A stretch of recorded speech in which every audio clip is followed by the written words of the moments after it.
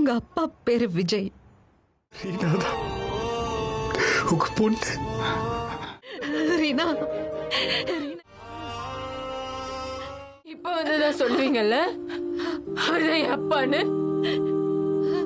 இப்ப ஒரு போலீஸ் ஸ்டேஷன்ல இருக்காரு. எப்போ சொல்லிருப்பேன் ரதி? என் குழந்தை அங்க ஹாஸ்பிட்டல்ல சாக கிடக்குறா. இத்தனை மாசமா நான் எத்தனை வாட்டி தெரியுமா சார் கேட்டிருப்பேன் என் அப்பா யாருன்னு. எத்தனை வாட்டி உங்ககிட்ட நான் என் குழந்தைய பத்தி வந்து கேட்டிருப்பேன். கூடவே தான் சார் அந்த ஆளு இருந்திருக்காரு என் கூடவே.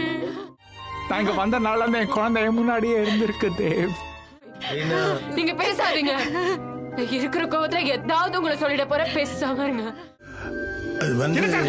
சொல்றீங்க என் பொண்ணுக்கு அப்பாவ வயசு. அப்ப என் பொண்ணுக்கு அட்லீஸ்ட் அவருக்காச்சும் தெரியுமா நான் தான் அவரோட பொண்ணுன்னு தெரியுமா? ரீனாக்கு தெரியுமா நான் தான் அவ அப்பான்னு?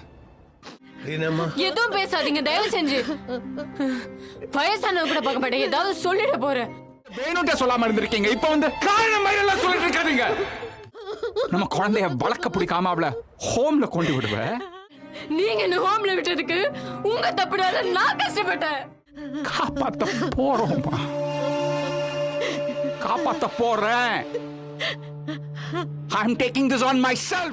யாருமே எனக்கு வேணாம். உங்க மூஞ்சில பார்க்க கூட எனக்கு பிடிக்கல.